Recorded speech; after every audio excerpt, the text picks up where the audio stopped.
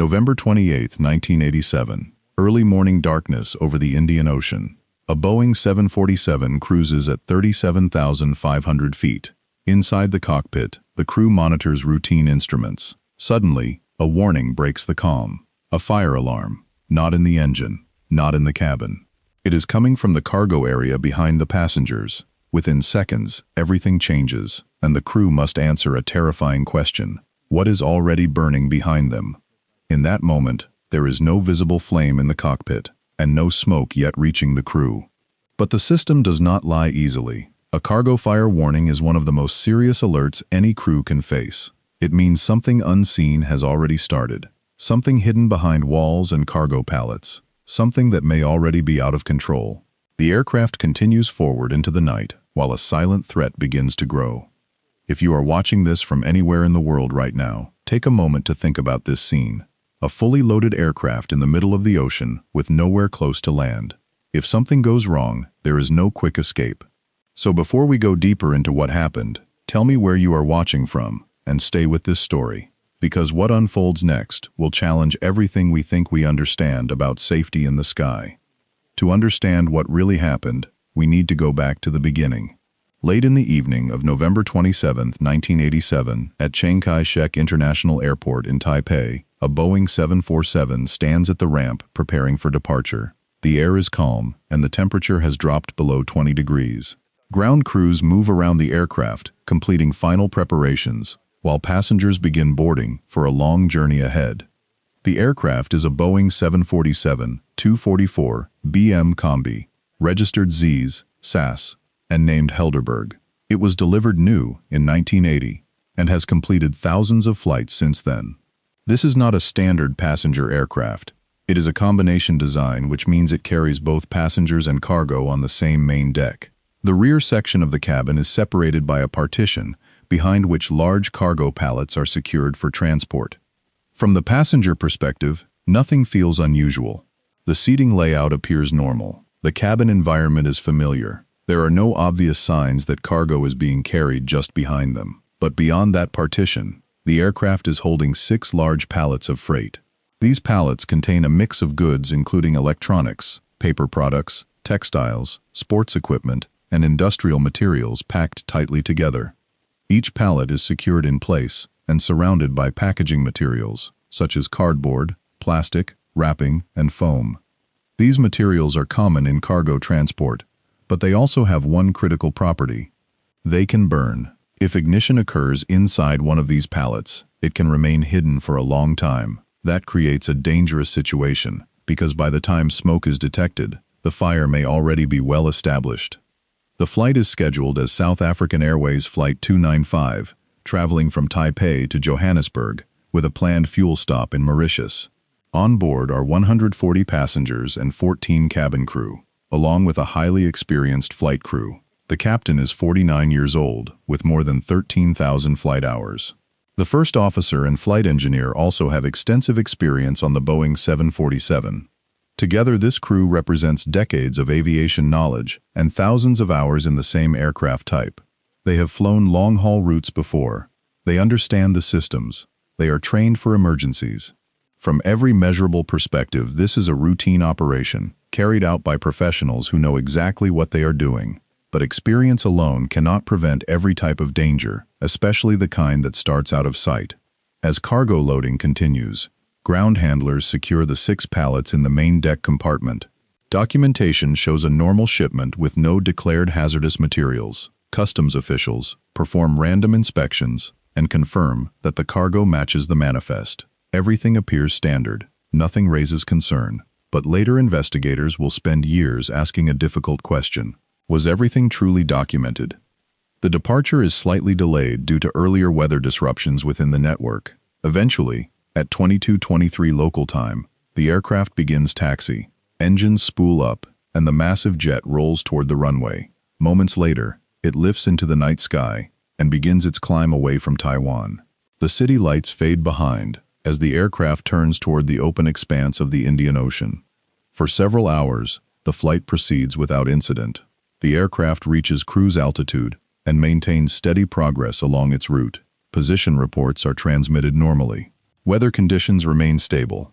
Passengers settle into the long overnight journey. Some sleep, while others watch movies or read.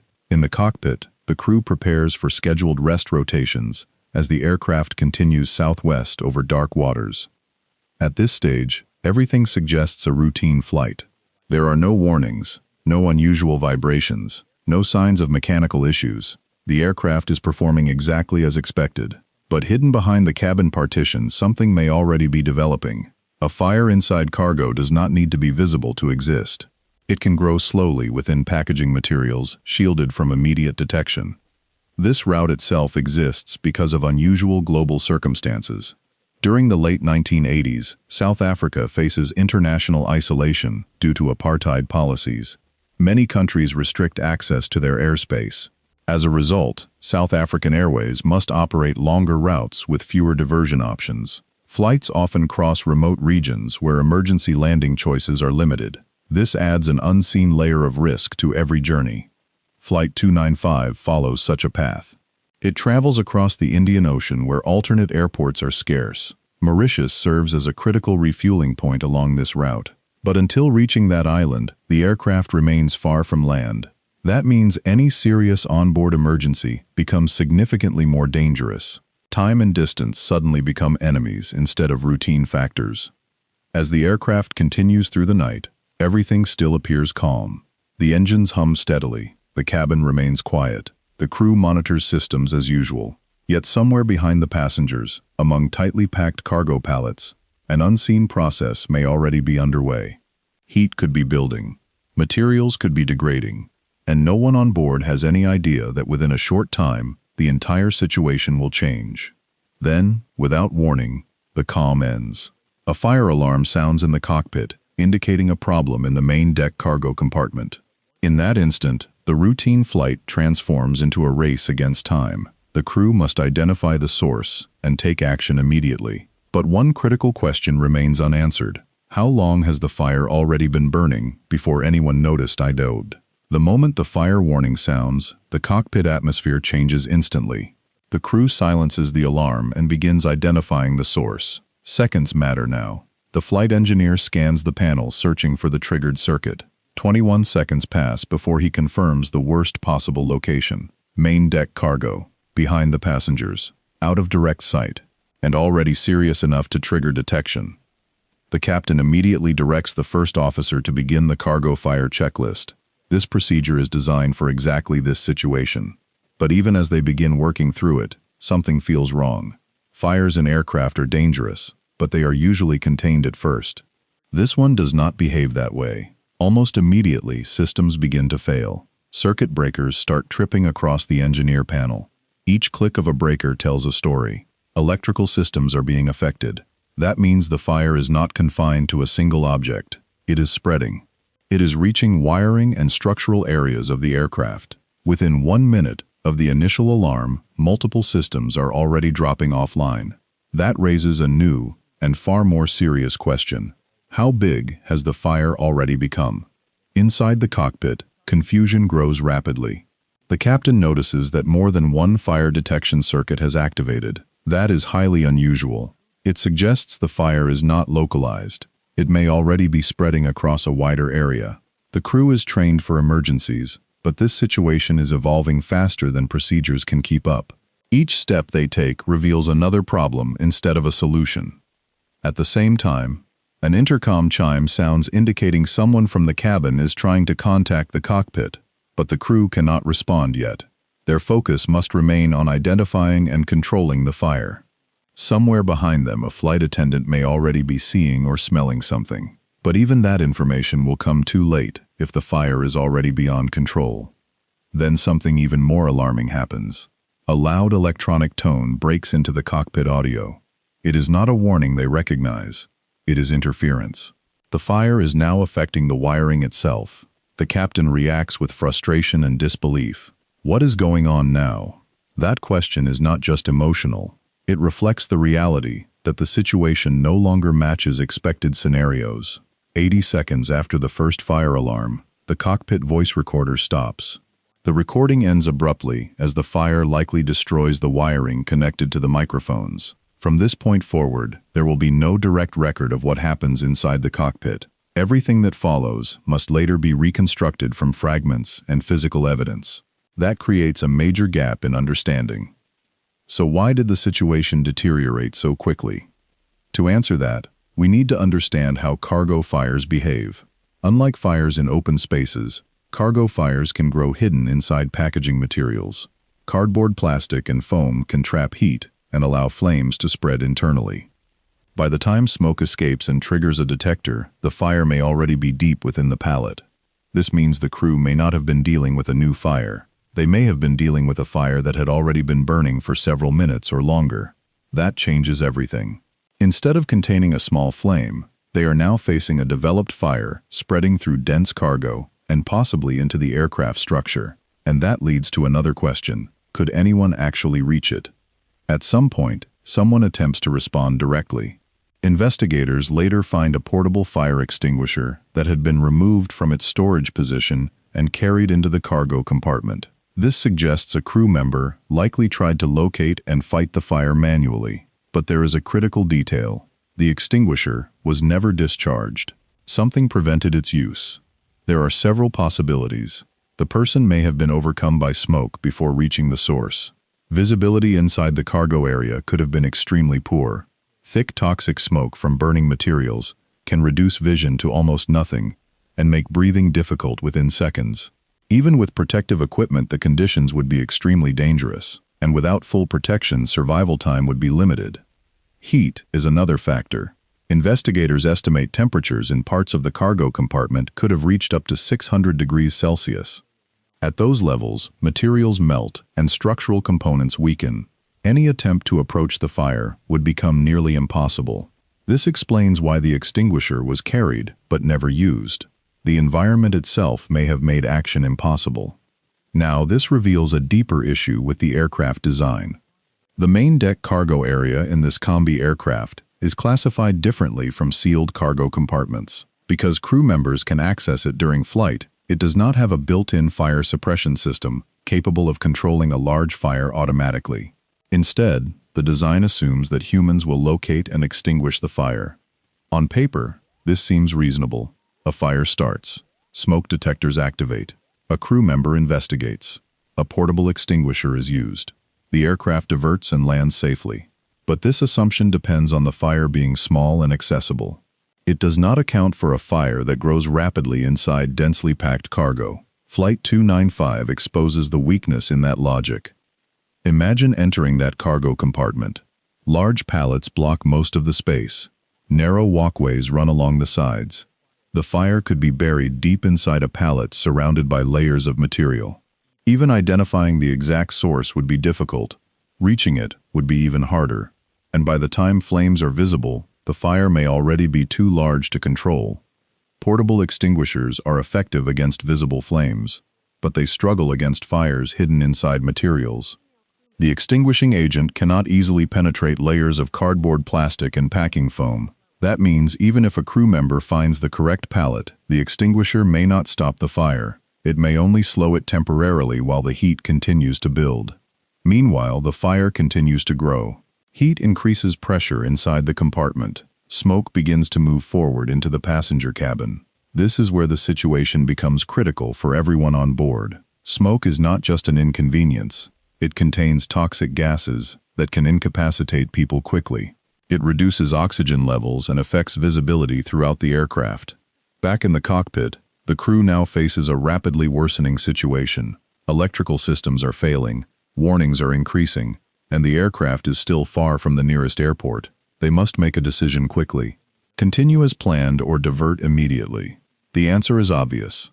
They need to get the aircraft on the ground as soon as possible. But another question emerges. How much time do they actually have before the fire makes that impossible seconds?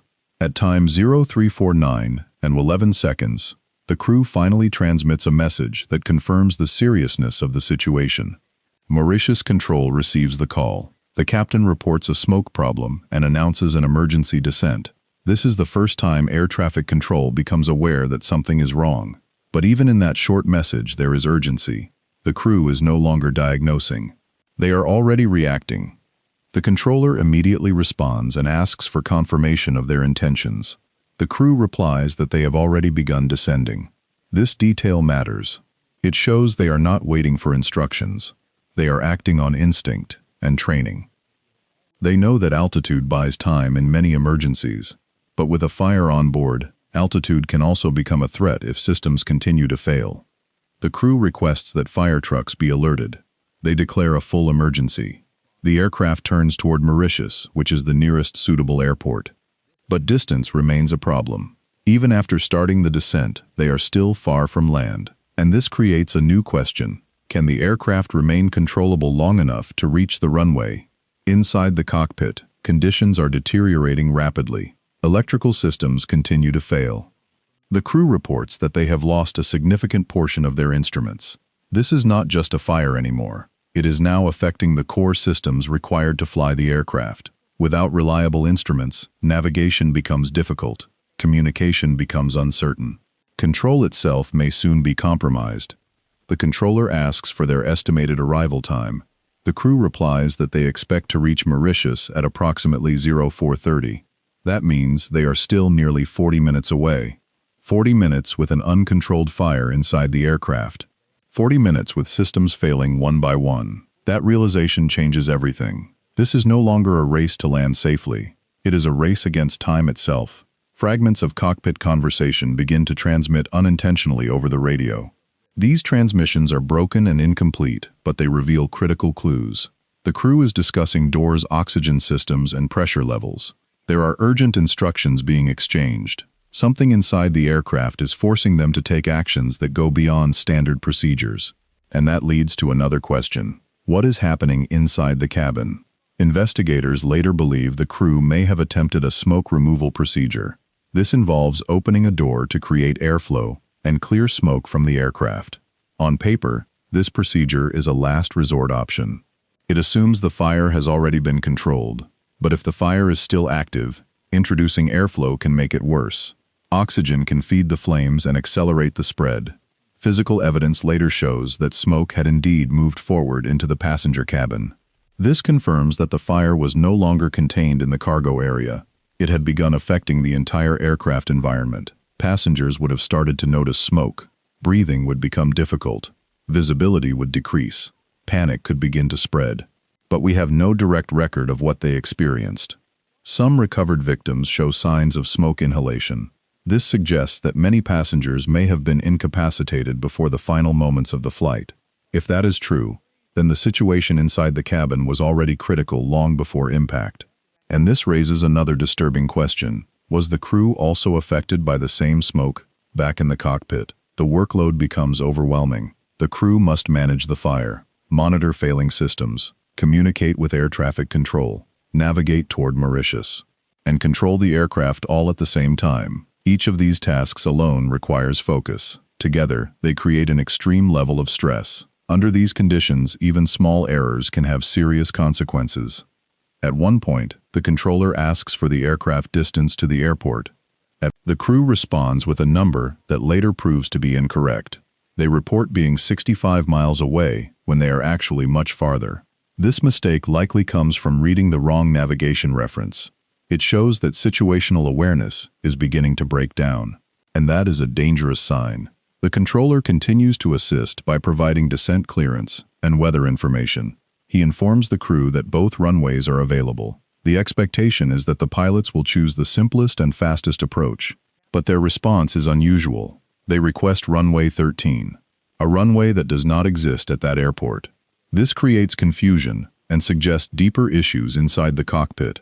Investigators later interpret this as a sign of cognitive overload. The crew is dealing with too many variables at once: fire, smoke, electrical failures, navigation, communication. In such situations, the brain can struggle to process information accurately. Simple tasks become difficult. Decisions become inconsistent, and this leads to a critical realization. The crew may already be losing the ability to manage the situation effectively.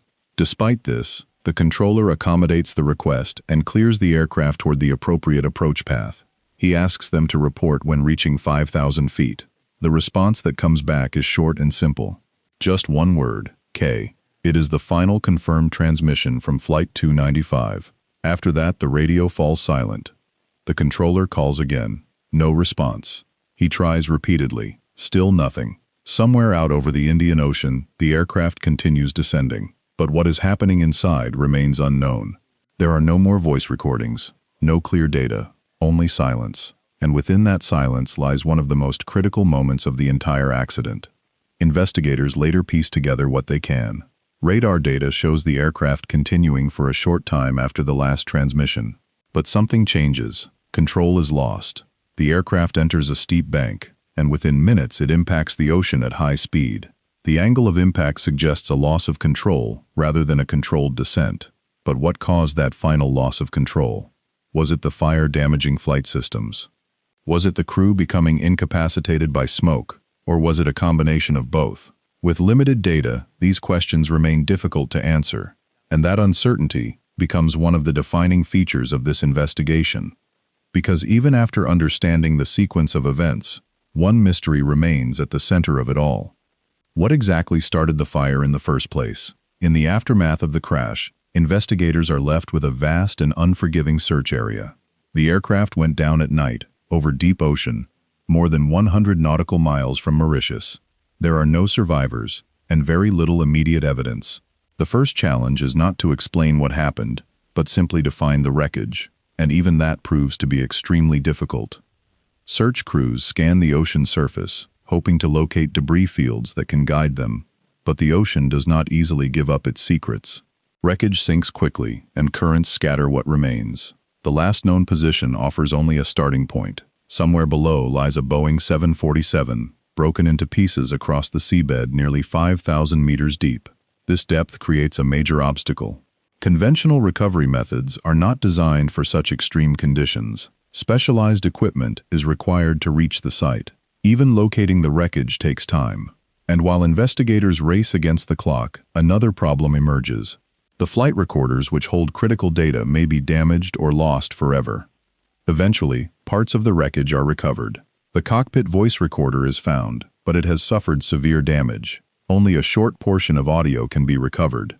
The flight data recorder is never located. This leaves investigators without a complete picture of the final moments. Instead, they must rely on physical evidence patterns and fragments of communication to reconstruct the sequence. Analysis of the debris reveals something important. There is no clear evidence of a mid-air structural breakup. The distribution of wreckage suggests the aircraft remained largely intact until shortly before impact. This points investigators toward a different conclusion. The aircraft was not destroyed in the air. It was lost because control was no longer possible. Now the investigation turns toward understanding why control was lost. One possibility is that the fire spread into areas containing critical flight control systems. Heat damage found in recovered components supports this theory. If the fire weakened control cables or hydraulic systems, the pilots may have lost the ability to command the aircraft effectively. Another possibility involves the crew themselves. Smoke inhalation can impair judgment and reduce consciousness. If the cockpit filled with smoke, visibility would decrease, and breathing would become difficult. Even with oxygen masks, improper settings could allow contaminated air to mix in. This raises a difficult question. Were the pilots still fully capable of flying the aircraft in the final minutes? There is also the issue of instrument visibility. Thick smoke inside the cockpit can obscure displays and make it impossible to read critical information. In such conditions, spatial orientation becomes challenging. Pilots rely heavily on instruments, especially at night, over open water. Without clear visibility, even experienced crews can become disoriented. But while these factors explain how control might have been lost, they do not answer the most important question. What started the fire in the first place? Investigators focus on the cargo compartment where the fire most likely originated. Evidence points toward a specific pallet position in the forward right section. This area shows the most severe heat damage. From here, the investigation becomes more complex. The cargo manifest lists ordinary commercial goods, electronics, textiles, paper products, and industrial materials. Nothing appears hazardous. One theory considers lithium batteries found within electronic equipment. These batteries are known fire risks in modern aviation. But in 1987, they were small, low-energy cells, unlikely to ignite spontaneously. Experts analyze the batteries and conclude they could not have caused such an intense fire. This eliminates one of the most convenient explanations. Investigators then consider electrical faults. Could a wiring issue have started the fire which then spread into the cargo? There is little evidence to support this scenario, but it cannot be completely ruled out. Another possibility involves undeclared hazardous materials, something not listed on the manifest, something that should not have been on the aircraft at all. This theory gains attention because of the political environment at the time. South Africa was under international sanctions, including arms embargoes. This created secret supply networks and covert operations. Some believe the aircraft may have been carrying undeclared military cargo. Substances like ammonium perchlorate, used in rocket propellants, are mentioned in later discussions. Others suggest ammunition or sensitive equipment. These theories are difficult to prove, but they remain persistent because the broader context makes them seem plausible. Investigators examine these possibilities carefully. They search for physical evidence of such materials. They analyze recovered debris for chemical traces. They review documentation and testimonies. But despite years of investigation, no direct proof is ever found. No residue, no confirmed records, no witness accounts that can verify the presence of undeclared cargo. This creates a unique situation. The official report cannot confirm the ignition source. It can identify where the fire likely began. It can explain how it spread, but it cannot say exactly what caused it. And this unresolved question becomes one of the most controversial aspects of the entire case. However, the investigation does produce critical findings in another area. It exposes a fundamental flaw in how cargo fires were managed on certain aircraft. The reliance on human intervention in accessible cargo compartments proves to be unrealistic in extreme conditions. Flight 295 demonstrates that some fires cannot be controlled manually once they reach a certain stage. As a result, major changes are recommended. Aircraft with main deck cargo compartments must be equipped with improved fire detection and suppression systems. Procedures for dealing with onboard fires are updated. Cockpit voice recorders are redesigned to provide longer recordings and better protection against fire damage. These changes aim to prevent a similar tragedy in the future recorded. In the end, the story of Flight 295 is one of unanswered questions and hard-learned lessons. 159 lives are lost in an accident where the exact cause remains unknown, but the investigation still drives improvements that make aviation safer for everyone who flies today. And that leaves us with a final thought. In aviation, every accident is studied not just to understand the past, but to protect the future. If you want to keep exploring these hidden stories, make sure to subscribe Sermons, because the next investigation may reveal something just as unexpected and just as important.